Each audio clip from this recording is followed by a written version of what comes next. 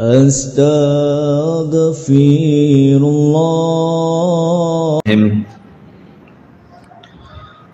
Assalamualaikum warahmatullahi wabarakatuh. Alhamdulillah wassalatu wassalamu ala Rasulillah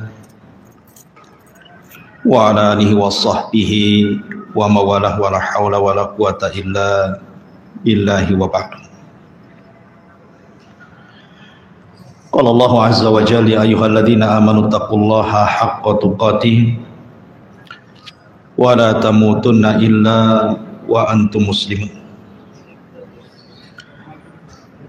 Fa inna asdaqal hadithi kitabullah wa khairal huda huda Muhammadin sallallahu alaihi wasallam wa syarral umuri muhdatsatuha wa kullu muhdatsatin bid'ah wa kullu bid'atin dhalalah wa kullu dhalalatin finnar.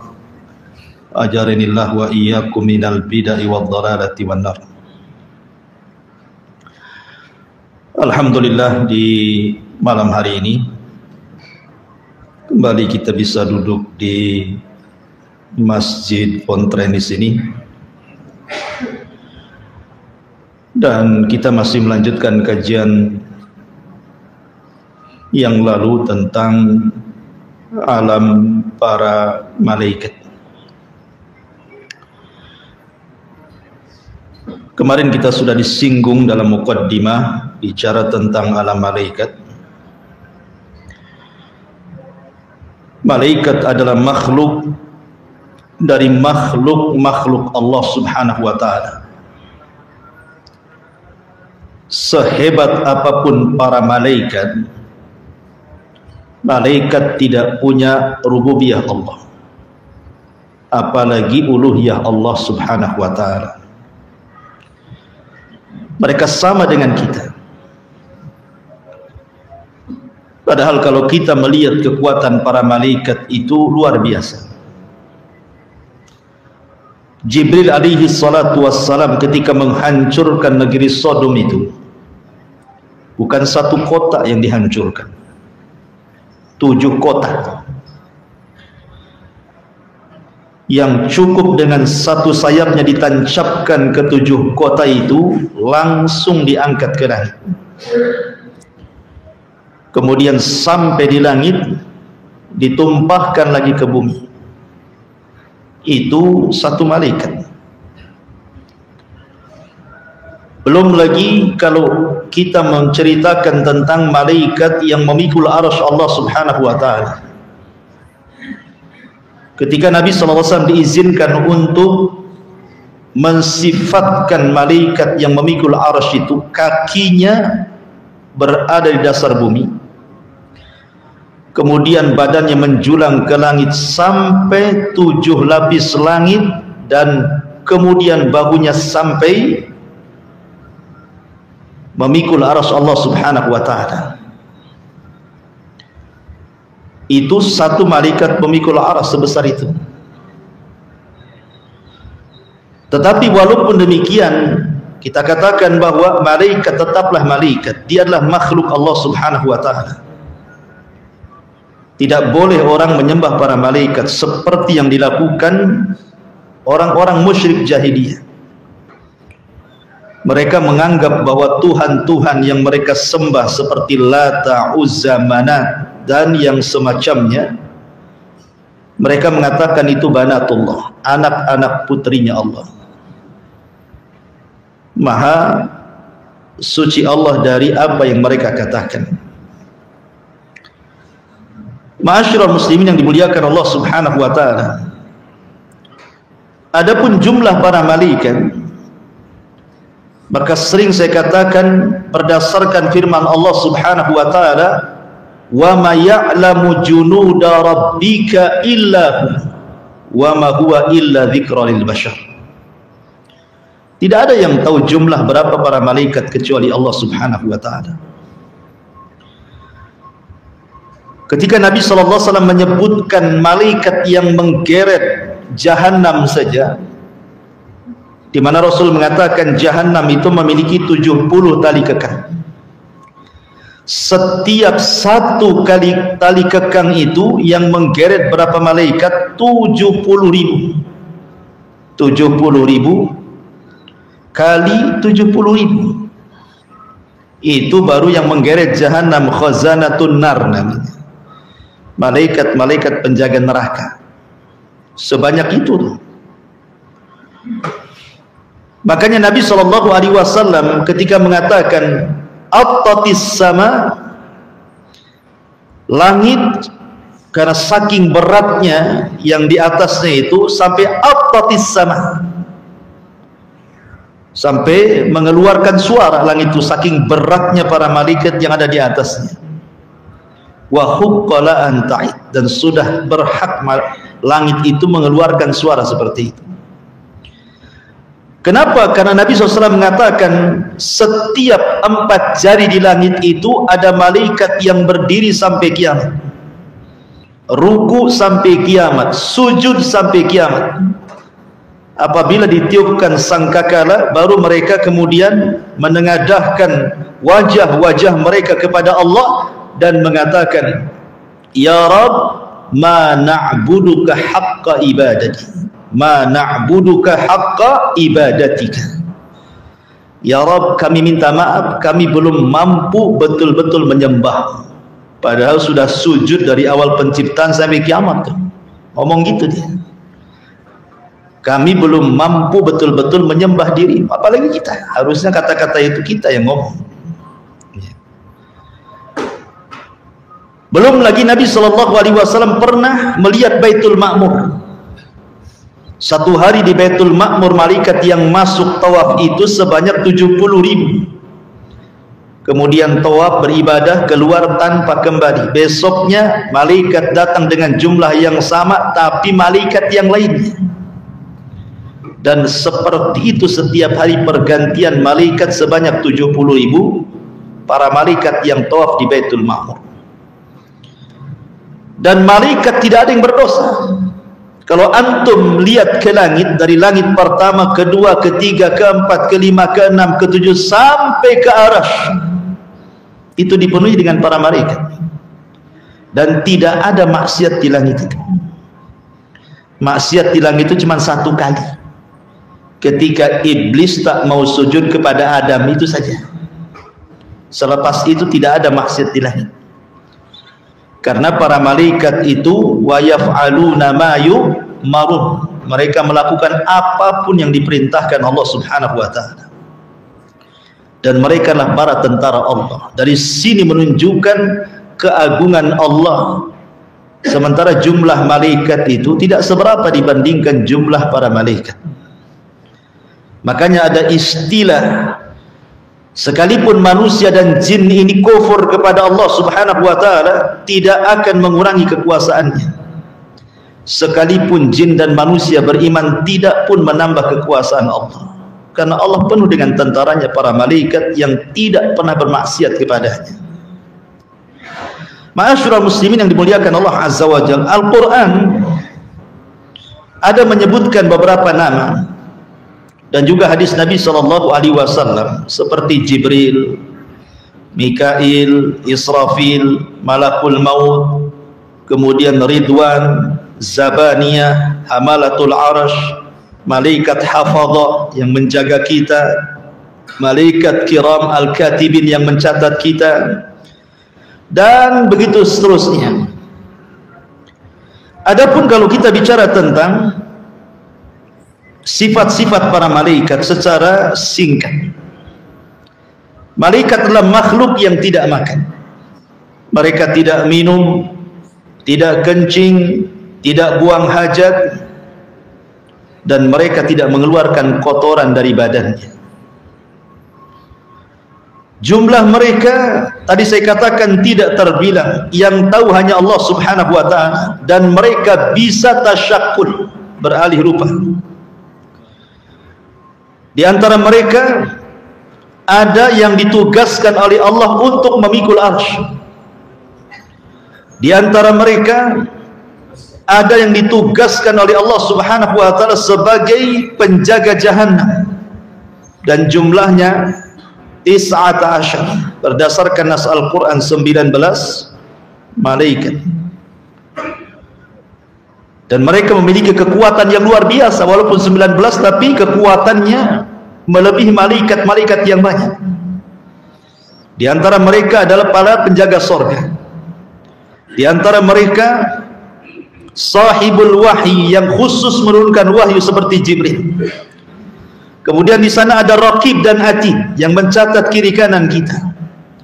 Kemudian di sana ada malaikat hafadzah. Hafadzah ini malaikat yang menjaga kita. Apakah kita mukmin atau kafir, tetap dijaga oleh Allah Subhanahu wa taala dengan dikirimnya para malaikat. Dan ini bentuk rahmat Allah itu luas. Yang sering saya contohkan, kalau antum tidur di teras, tidak ada satu semut pun yang masuk ke telinga antum, padahal antum sudah nyemprot semut dengan baygon. Harusnya teman-temannya dendam kan gitu.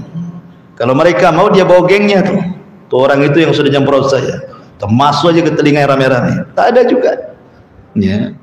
Kenapa? Karena Allah menjaga kita dengan hafadzah, dengan para malaikat yang menjaga. Di antara mereka ada malakul maut, dan malakul maut bukan satu orang tapi rombongan, karena orang yang mati itu bukan satu orang satu hari. Di antara mereka ada yang meniupkan roh, karena setiap hari janin itu setiap 4 bulan ditiupkan roh. Di antara mereka ada yang khusus mencatat kebaikan di siang dan malam, berjumpanya hanya di waktu subuh dan waktu asar saja. Di antara mereka ada yang memang dihususkan untuk mewakilkan tumbuh-tumbuhan ditumbuhkan di bumi, seperti Mikail, membagi-bagikan rizki kepada manusia di bumi. Kemudian di sana ada Israfil yang meniup sangkakala. Di sana ada malaikat yang Allah wakilkan untuk melakukan fitnah kubur, pertanyaan man rabbuka wa man nabiyuka wa madinuka, atau diistilahkan dengan mungkar dan nakir.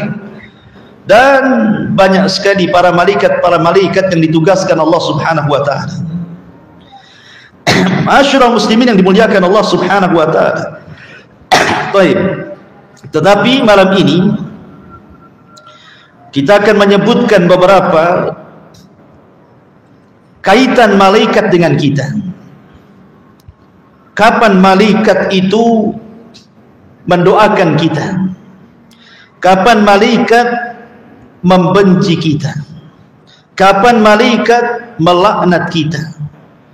Majlis-majlis seperti apa yang malaikat datang di situ? Inilah yang kita akan bahas di malam ini. Ma'asyiral muslimin yang dimuliakan Allah Subhanahu wa taala. Malaikat ini adalah makhluk yang Allah Subhanahu wa taala fitrahkan kepada mereka cinta dengan kita kaum muslimin. Makanya Allah Subhanahu wa taala kalau cinta dengan kita itu yang pertama dipanggil siapa? Jibril. Kemudian Allah Subhanahu wa taala katakan kepada Jibril, ya Jibril, inni uhibbu fulanan fa ahibbahu. Jibril, aku suka dengan si fulan, kata Allah. Maka engkau harus suka juga dengan si fulan.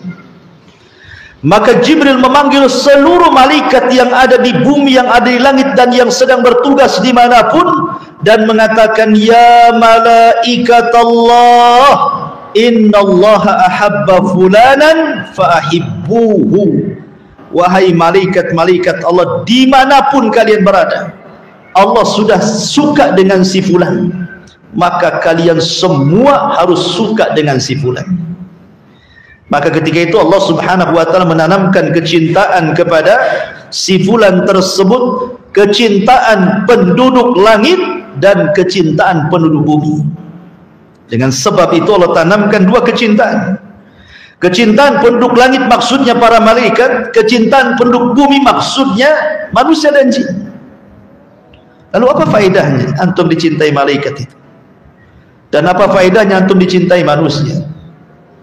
Adapun faedahnya antum dicintai malaikat, itu malaikat yang mencatat amal kita, yang mengantarkan kebaikan kita kepada Allah, yang mencabut nyawa kita. Kalau malaikat sudah suka dengan kita, tidak mungkin dia mengantarkan yang buru-buru, tidak mungkin pula mencabut kita dalam posisi su'ul khotimah. Tetapi kalau faedahnya manusia cinta dengan kita, itu sebagai rekomendasi bagi kita saat kematian kita, bahwa kita mati di atas kebaikan. Sebagaimana di zaman Rasul, ada orang bawa jenazah, semua memuji jenazah itu. Kemudian datang lagi jenazah, semua mencela jenazah itu. Kemudian Rasul mengatakan wajabat. Kemudian sahabat mengatakan, apa makna wajabat wahai Rasul?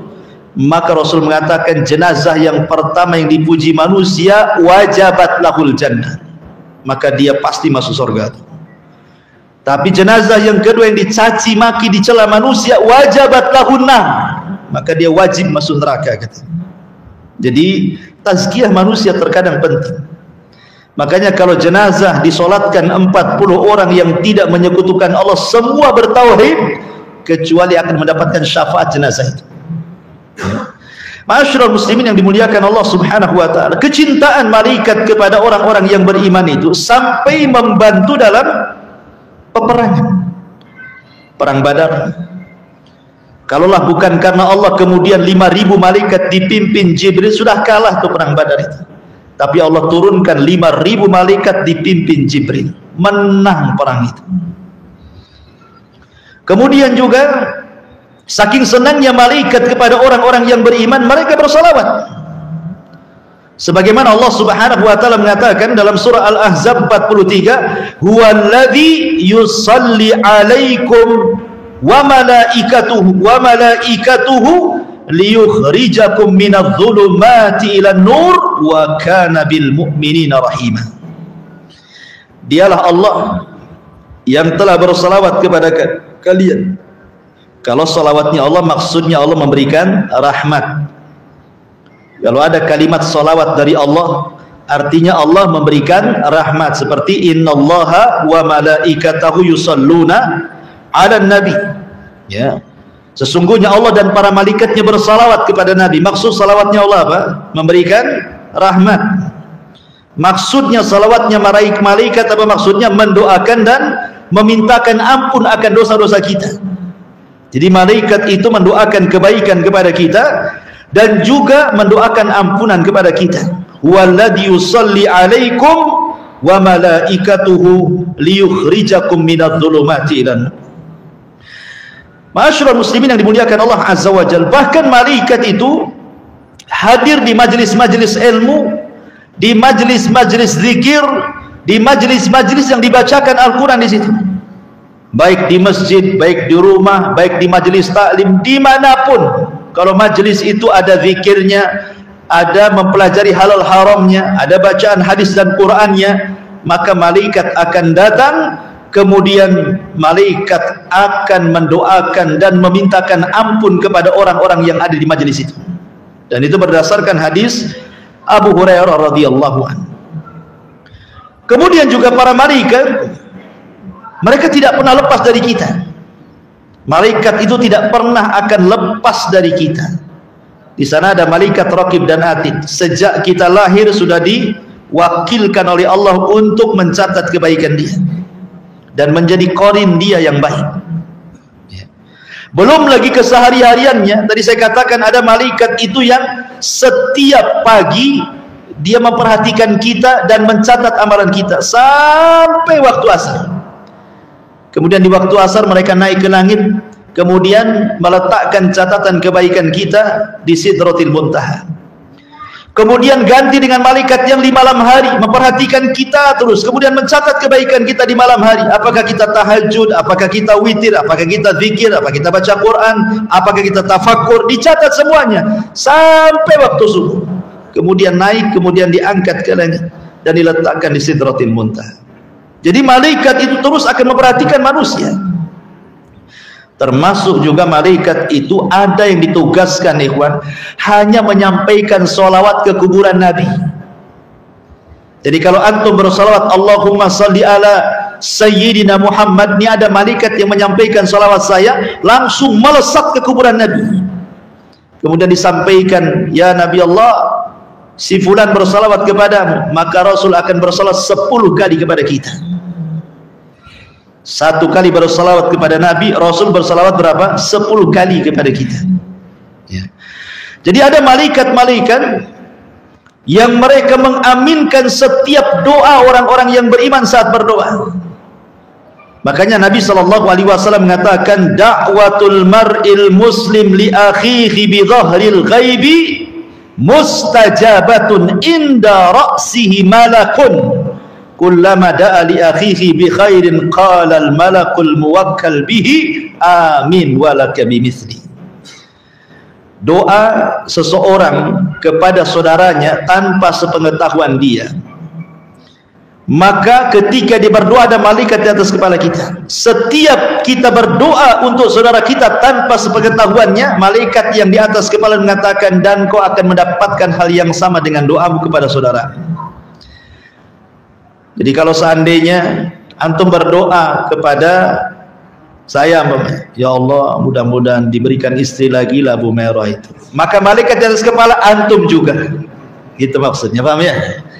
Ya, jadi antum kalau mendoakan orang poligami, kata malaikat, antum juga, banyak-banyak berdoa seperti itu. Ya. Ma'asyiral muslimin yang dimuliakan Allah Subhanahu wa taala. Kemudian juga para malaikat itu memberikan tabsyir, kabar gembira, dan juga tahwib, penakut-nakuti saat manusia sedang sakaratul maut itu. Kalau dia ruhnya seorang mukmin, dikasih kabar gembira, alla takhafu wa la tahzanu wa abshiru bil jannati allati kuntum tu'adun. Jangan takut, jangan sedih, surga sudah menantimu. Tapi kalau dia ruhnya yang jahat, malaikat menakut-nakuti, ukhruji ya ayyuhan nafsul khabitha ila saqati minallahi wa ghadabi. Keluar wahai ruh yang jelek kepada kemurkaan dan kemarahan Allah Subhanahu wa taala. Ma'asyiral muslimin yang dimuliakan Allah Azza wa Jalla. Lalu siapa orang-orang yang akan dilaknat para malaikat? Jadi malaikat itu ada yang ditugaskan Allah khusus untuk melaknat saja tugasnya. Ketemu orang dilaknatnya orang itu, ketemu orang dikutuknya orang itu. Jadi ada malaikat-malaikat tugasnya itu hanya mengutuk orang saja. Apa semua orang dikutuk? Ya tidak. Siapa orang-orang yang akan dikutuk, dilaknat para malaikat itu? Pertama, orang yang menyembunyikan ilmu, tahu kebenaran tapi disembunyikannya, tidak mau disampaikan. Dan itu berdasarkan surah Al-Baqarah 159. Innal ladzina yaktumuna ma anzalna minal bayyinati wal huda min ba'di ma bayyanahu lin-nasi fil kitab ulaika yal'anuhumullah wa yal'anuhumul la'inun. Orang-orang yang menyembunyikan apa yang kami turunkan dari keterangan-keterangan dan petunjuk setelah kami sampaikan dan jelaskan kepada manusia dari kitab tersebut, maka mereka orang-orang yang dilaknat Allah, dan mereka dilaknat orang-orang yang melaknat mereka, termasuk malaikat di dalamnya. Yang kedua, orang-orang yang melakukan bid'ah dalam agama. Nabi SAW bersabda, man ahdatha hadathan fa'alaihi la'natullah wal malaika wan nasi ajmain, rawahul Bukhari. Orang yang mengada-adakan sebuah perkara dalam agama yang tidak ada contohnya, alias bid'ah, maka Allah akan melaknat dia, malaikat akan melaknat dia, dan manusia semuanya akan melaknat dia. Kemudian yang nomor tiga, mati di atas kekufuran. Mungkin dia muslim dulunya kemudian murtad, naudzubillah. Maka orang-orang yang mati di atas kekufuran, maka Allah Subhanahu wa taala katakan dalam surah Al-Baqarah 161, innal ladzina kafaru wa matu wa hum kufar ulaika alaihim la'natullah wal malaikati wan nasi ajmain. Orang-orang yang kafir kemudian mati di atas kekafiran, maka mereka dilaknat Allah dan para malaikatnya dan seluruh manusianya. Hati-hati orang murtad, kalau mati di atas kemurtadannya maka dilaknat para malaikat. Kemudian yang keempat, orang yang mencela para sahabat, seperti orang-orang Syiah mencela banyak para sahabat, bahkan mengkafirkannya, layak mereka dapat laknat malaikat.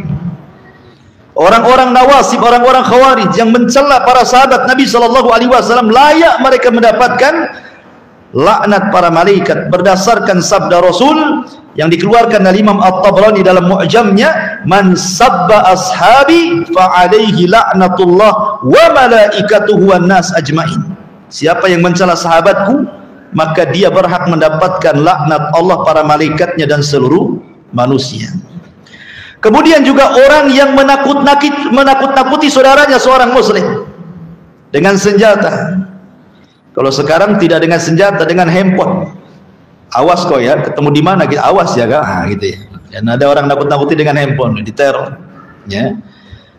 Maka Nabi SAW mengatakan, man asyara ila akhihi bihadidatin fa innal malaikata tal'anuhu hatta yada'ahu wa in kana akhahu li abihi wa ummi. Siapa yang mengisyaratkan kepada saudaranya sebuah senjata untuk menakut-nakutinya, tidak ditusuk, hanya nakut-nakuti saja, maka malaikat akan melaknatnya sampai dia letakkan tuh senjatanya. Kalau pakai handphone sampai diletakkan handphonenya gitu. Ya. Kemudian yang nomor 6, manintasabah an yantasiba syakhsu ila ghairi abi. Menasabkan yang bukan nasabnya, bukan turunan Nabi, ngaku-ngaku pula Habib umpamanya. Bukan turunan orang kaya, padahal kaya ngaku-ngaku pula betul bapakku menteri dari Hong Kong. Ya. Dia ngaku-ngaku tuh. Kan banyak orang-orang ngaku-ngaku itu biasanya zaman dulu ya. Ya kan ada tuh di sandiwara-sandiwara itu, datang dari kampung gitu ya. Kemudian lama di kota, rupanya tidak berhasil. Kemudian nulis status cari rumah yang bagus, selfie pula dengan rumah yang bagus tuh. Ini rumah saya katanya. Ini mobil saya. Tuh bapak saya yang ganteng tuh katanya lagi lewat. La haula wala quwata illa billah. Maka Rasul mengatakan manidda'a ila ghairi abi, siapa yang menasabkan yang bukan nasabnya, fa alaihi laknatullah wa malaikatuhu wal malaikati wan nasi ajmain. Maka dia mendapatkan laknat Allah, para malaikat dan seluruh manusia. Yang nomor 7, al-ghadar, orang yang berkhianat, diberikan amanah dia khianat. Maka ini pun dalam riwayat Bukhari Muslim, fa alaihi laknatullahi wal malaika, dia akan mendapatkan laknat Allah dan para malaikatnya. Yang nomor 8, irtikabul fasad wa zulmi, melakukan kerusakan dan kezaliman. Zalim itu macam-macam, mengambil hak orang lain, ya, menggibah, mencaci, memaki dan begitu seterusnya, zalim. Atau merusak bumi, menebang hutan yang merupakan penghijauan, akhirnya ditebang, akhirnya banyak bencana dan begitu seterusnya. Maka orang-orang yang seperti ini, maka Nabi SAW mengatakan fa alaihi laknatullahi wal malaikati wan nasi ajmain, muttafaqun alaihi. Dia mendapatkan laknat Allah, malaikatnya dan seluruh manusia. Yang nomor 9, mualatu ghairi sayyid alladhi manna 'alal muslim bil hurriyati wal idki. Mungkin seorang budak loyalitasnya tidak diberikan kepada tuannya tetapi kepada orang lain, ini pun dilaknat. Termasuk juga yang nomor 10, seorang wanita yang menolak ajakan suaminya untuk berhubungan, maka wanita ini akan dilaknat sampai dia subuh kalau dia tidak bertobat kepada Allah Subhanahu wa taala. Termasuk juga orang yang berhukum dengan hukum selain Allah Subhanahu wa taala. Berdasarkan riwayat Imam Ahmad, mereka pun orang-orang yang dilaknat Allah Subhanahu wa taala dan para malaikatnya. Inilah orang-orang yang dilaknat. Sekarang orang-orang yang didoakan para malaikat, orang-orang yang didoakan kebaikan, malaikat beristighfar kepadanya, siapa mereka? Yang pertama, mereka adalah orang-orang yang tidur dalam posisi tahir, suci. Jadi sebelum tidur antum berwudu, ya, tidak masalah. Ustaz, saya sudah berhubungan dengan istri, berwudu saja. Karena Nabi SAW pernah berwudu, kemudian menggauli istrinya, berwudu lagi, menggauli istrinya, dan begitu seterusnya. Nah, padahal wudu itu kan menghilangkan hadas kecil. Kalau dia melakukan hadas besar kan secara otomatis batal kan. Wudu untuk tidur berbeda hukumnya. Itu sunnah, wudu saja. Ya, supaya untuk menyemangati kita juga dan tidak didekati setan saat kita tidur. Apalagi dia memang tidak melakukan hubungan, kemudian dia berwudu betul-betul ingin membersihkan dari hadas besar dan hadas kecil, maka disebutkan dalam sahih targhib dan tarhib, man bata tahiran bata fi syi'arihi malakun. Siapa yang tidur dalam posisi suci, tidak ada hadas besar dan kecil, maka para malaikat akan berada di samping kiri kanannya. Setiap dia guling ke kanan, malaikat sebelah kanan mengatakan Allahumma gfir lahu, Allahumma arhamhu. Ya Allah, ampuni dosa orang ini. Ya Allah, rahmati orang ini. Berguling lagi ke kiri, sebelah kirinya mengatakan yang sama. Ya Allah, ampuni orang ini, rahmati orang ini, sampai dia bangun. Dia bangun saja jadi ibadah, ikhwan. Tidur saja jadi ibadah. Tidur di atas ilmu itu jadi ibadah. Tapi tidur tanpa ilmu jadi dosa. Ya kan, tidur di atas ilmu, tahu nih kalau saat tidur antum didoakan malaikat kiri dan kanan, ketika itu tidur antum jadi ibadah, dan mimpi-mimpinya pun pasti enak itu. Tapi kalau seandainya tidur antum tidak demikian, bisa saja mimpinya aneh-aneh.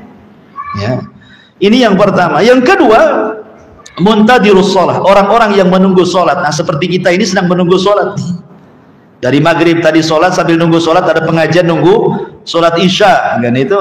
Maka Nabi SAW mengatakan, inna ahadakum ma qa'ada yantadirus sholata fi sholatin ma lam yuhdis tad'ulahul malaika. Sesungguhnya salah seorang di antara kalian tidaklah duduk menunggu sholat setelah sholat dan dia tidak berhadas sampai sholat kembali, maka para malaikat akan mendoakan dia, Allahumma gfir lahu, Allahumma arhamhu. Ya Allah, ampuni dosa orang ini, ya Allah, rahmati orang ini. Kemudian yang nomor 3, orang yang berada di shaf yang paling depan dalam sholat, ya. Kemudian juga orang yang di shaf sebelah kanan, termasuk orang yang berburu shaf paling depan, maka mereka adalah orang-orang yang didoakan kebaikan para malaikat. Kemudian juga orang-orang yang mendapatkan aminnya para malaikat. Makanya setiap imam saat membaca ghairil maghdubi alaihim waladhdallin, maka aminnya bareng-bareng. Jangan nunggu imam amin baru makmum amin, tapi bareng-bareng. Ketika ghairil maghdubi alaihim waladhdallin, maka imam mengatakan amin, semua makmum ikut amin. Kata Nabi SAW, barang siapa yang takmin dia, amin dia, cocok dengan aminnya malaikat dalam satu waktu, Allah ampuni dosa-dosanya. Malaikat akan mendoakan ampunan kepadanya. Termasuk juga orang yang banyak bersalawat kepada Nabi SAW. Termasuk tadi saya katakan doa kepada orang yang antum tidak tahu bahwa antum sedang doakan dia. Termasuk juga orang yang infak di jalan Allah. Setiap pagi malaikat turun kemudian mengatakan Allahumma ati munfiqan khalafa wa yaqulul akhar Allahumma ati mumsikan talafa. Ya Allah, kasih tambah rizki tuh si anu tuh yang sudah berinfak. Ya Allah, tahan rizki si anu tuh bakhil tuh. Malaikat akan ngomong begitu setiap pagi. Coba bayangkan, setiap pagi. Makanya saya lihat kemarin ada celengan di sini. Bagus tuh. Bawa ke rumah satu-satu tuh. Setiap pagi antum masukkan 1000 uang koin, jangan dibagi 2. Ya, kalau bagi 2 nggak laku tuh. 1.000 malaikat tiap hari antum didoakan malaikat, padahal 1000 perak tuh. Ya kan? Tok tok tok. Ya, pertanyaannya kapan jadi masjidnya itu? Kalau 1000 nggak apa-apa lah, yang penting antum didoakan para malaikat ya. Kemudian juga diantaranya adalah man ada maridhan, orang yang mengunjungi orang sakit. Subhanallah, orang yang mengunjungi orang sakit ini luar biasa. Kata Nabi SAW, man ada maridhan, barang siapa yang dia mengunjungi orang sakit, syayya'ahu sab'una alfa malakin, di belakang antum itu diikuti 70.000 malaikat. Ya, Ustaz, susah cari orang sakit. Kata siapa? Di rumah sakit banyak orang sakit. Tiap hari aja antum ke rumah sakit bawa apa gitu. Nggak kenal Ustaz, sudahlah kasih aja kan itu. Yang penting 70.000 mendoakan antum dari belakang. Ya. Jadi kalau ada orang sakit ikhwan kita itu senang harusnya. Ayo kita kapan ke sana? Supaya diikuti 70.000 malaikat, semuanya memintakan ampun kepada antum. Betapa luar biasa ikhwan. Ya. Semuanya memintakan ampun, yang 7.000 malaikat itu, ya Allah ampuni orang ini, ya Allah ampuni orang ini. Sampai dia kembali setelah mengunjungi orang sakit itu. Plus setiap hari, luar biasa. Ya. Plus setiap hari bankrupt loh Ustaz, harus bawa jeruk, bawa ini, bawa itu kan itu. Jangan pikir itu, Allah ganti nanti. Kenapa? Karena kalau orang banyak mengunjungi orang sakit, al jaza min jinsil amal. Kalau antum sakit nanti banyak yang mengunjungi antum. Memang begitu balasannya. Karena orang sakit itu bukan sakit karena penyakitnya, sakit karena nggak dikunjungi biasanya. Ya. Taib. Kemudian juga inda tasahur, ketika seseorang sahur. Ya, orang sahur itu pembeda antara puasa kita dengan puasa ahli kita. Makanya Allah dan para malaikatnya dan seluruh penduduk langit dan bumi, sampai kepada semut yang ada di lubang, sampai kepada ikan yang ada di lautan, itu semua mereka mendoakan orang-orang yang sahur, orang-orang yang mengajarkan kebaikan, orang-orang yang belajar talabul ilmi, semua dapat. Kan untung, ya. Ma'asyiral muslimin yang dimuliakan Allah Subhanahu wa taala, termasuk juga antum yang bermajlis taklim seperti ini. Kenapa orang yang bermajlis taklim itu, kata Nabi, kalau antum berdiri kemudian selesai pengajian, kata Rasul, qumu maghfuran lakum, dosa kalian sudah diampuni. Kenapa? Karena malaikat berjajar-jajar di atas kepala kita sampai ke langit saja. Dan malaikat yang paling atas berjumpa dengan Allah. Kemudian Allah mengatakan, ngapain kau berbaris-baris sampai ke langit, kata Allah. Maka para malaikat di atas menghabarkan, hambamu ya Rabb, mereka sedang berhalaqah menyebut-nyebut namamu. Ya. Kemudian Allah mengatakan kepada malaikat, apa yang dikehendaki hambaku di bawah itu? Mereka mengharap surga. Aku kabulkan permintaan mereka. Makanya tidak ada jalan pintas menuju surga kecuali thalabul ilmi. Man salaka tariqan yaltamisu fihi ilma sahhalallahu bihi tariqan ilal jannah. Siapa yang meniti sebuah jalan dan jalan itu menuju kepada ilmu syar'i, maka itulah jalan yang paling mudah menuju surga. Makanya dulu para ulama itu kalau menghadiri majlis taklim itu luar biasa.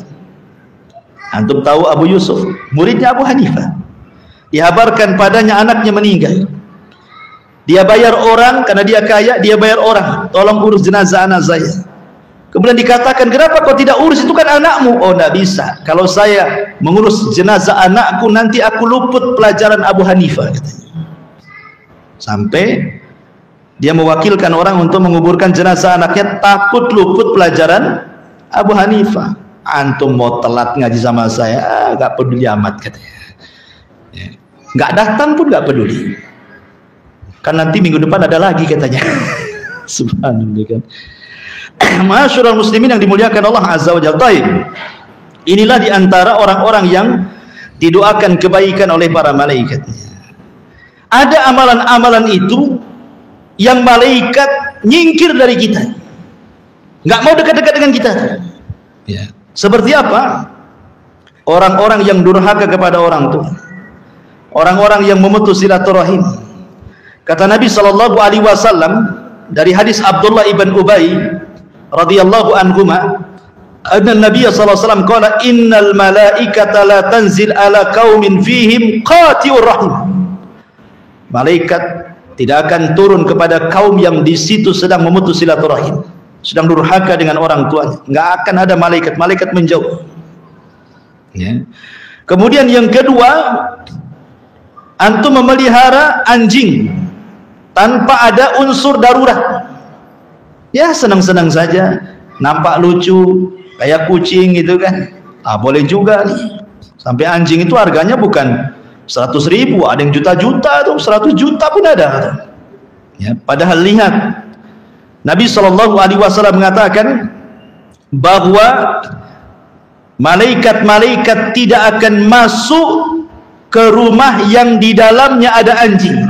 Bahkan setiap hari dikurangi pahalanya 1 qirat. Antum tahu 1 qirat? Sebesar gunung Uhud itu 1 qirat. Setiap hari dikurangi pahala kita segitu tuh. Kalau antum memelihara anjing tanpa ada hajat dan kebutuhan. Ya. Kemudian juga di rumah antum ada gambar-gambar yang bernyawa, lukisan-lukisan gitu ya. Ada gambar-gambar yang bernyawa, entah gambar orang, gambar binatang, atau gambar apa yang bernyawa sifatnya.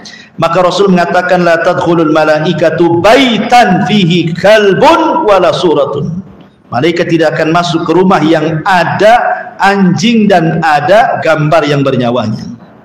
Kemudian yang keempat, tidak akan masuk kepada rumah yang ada al-jaras. Antum tahu jaras?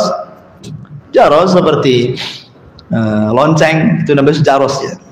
Ataupun wal musik, rumah yang dipenuhi dengan musik.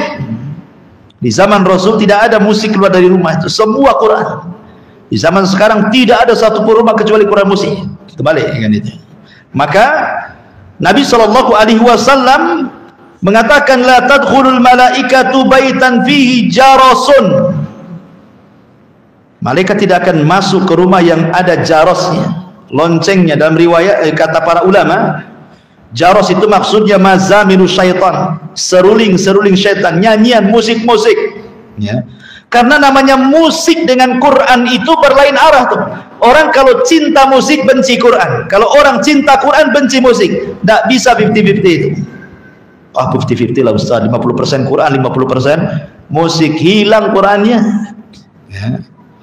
Itu memang tidak bisa dicampurkan musik dengan Quran itu. Makanya dahulu orang-orang jahiliyah, apabila Nabi membacakan Quran, apa kata mereka? La tasma'u lihadal Quran wa alghaw fihi, katanya. Buat gaduh-gaduh, buat musik-musik, buat nyanyi-nyanyi, biar suara Muhammad enggak kedengaran gitu.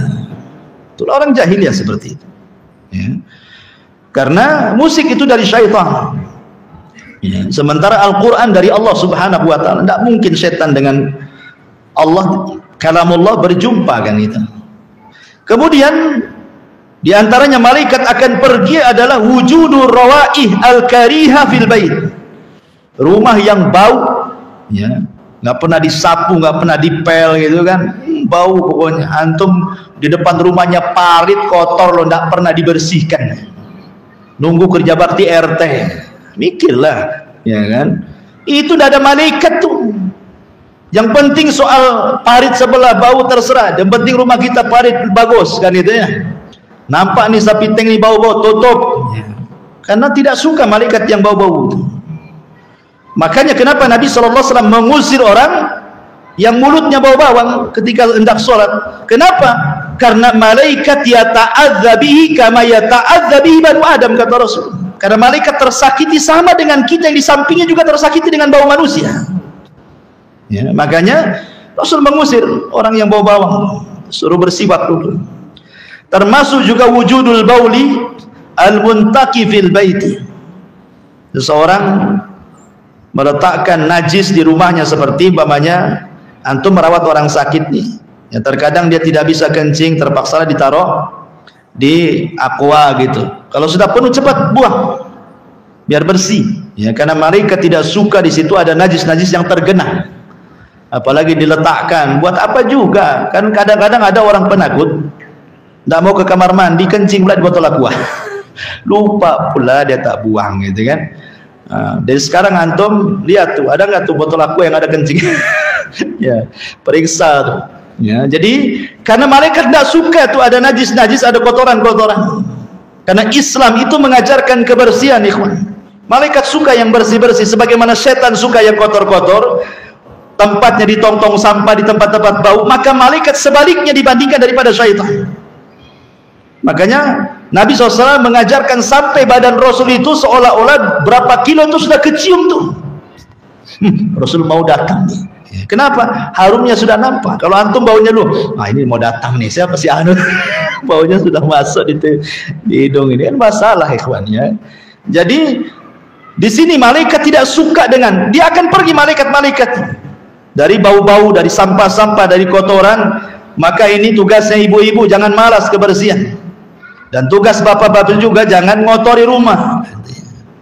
Karena biasanya kalau istri pulang kampung seminggu, pulang itu kayak kapal pecah rumah itu. Tah diapain sama antum tuh? Sampah di mana-mana kan itu ya. Ma'asyiral muslimin, ini diantara amalan-amalan yang malaikat tidak suka di situnya. Kemudian ma'asyiral muslimin yang dimuliakan Allah Subhanahu wa taala. Kemudian juga malaikat itu suka dengan orang-orang yang mereka berkunjung kepada saudaranya. Jadi saudaranya nun jauh di sana, umpamanya di Tanjung Pinang atau punya saudara, atau di Tanjung Uban, atau di Medan, atau di mana, atau di Jawa lah. Antum punya kawan, bukan saudara, kawan saja. Kawan di Batam dulu, kawan ngaji gitu. Sekarang pindah tugas di Tanjung Pinang atau di mana. Memang antum ingin ke sana. Bukan ingin jalan-jalan ke Tanjung Pinang sambil mampir biar tak bayar hotel, bukan itu. Ya. Maksudnya di sini adalah memang betul-betul datang ke sana untuk ziarah silaturahim, lebihnya jalan-jalan gitu maksudnya. Jadi niatnya bukan karena itu. Bukan karena nagih hutang, tidak. Ya. Bukan karena pinjam uang, tidak juga. Memang pengen ketemu, rindu, seakidah, seiman, seislam. Di zaman Nabi SAW, Rasul menceritakan ada orang yang ingin berkunjung kepada saudaranya, diutus malaikat untuk mengikuti di belakangnya. Kemudian malaikat menjelma manusia menghadang orang ini. Kau mau kemana? Ya, saya mau berkunjung kepada saudara saya yang nun jauh di sana. Kemudian dia mengatakan, ada enggak tujuan dunia, mau pinjam uang, bayar uang, mau bisnis? Enggak, saya murni ingin menziarah dia lillah, karena Allah. Saya cinta dia karena Allah subhanahu wa ta'ala. Maka malaikat ini mengaku, inni Rasulullah, sebenarnya saya malaikat menjelma manusia. Bi annallaha qad ahabbaka kama ahbabtahu fi. Ingat, Allah sudah cinta kepadamu sebagaimana engkau cinta kepada dia. Dan tadi saya katakan, kalau Allah sudah cinta kepada kita, siapa yang dipanggil? Jibril. Jibril, aku cinta dengan si Anu, kau cinta juga. Jibril memanggil semua malaikatnya, si Anu dicintai Allah, kalian harus cinta kepadanya. Luar biasa gitu. Ya, nggak harus jauh-jauh ke Pinang lah kan, itu di Batam kan kawan antum banyak. Antum kalau datang pinjam duit saja.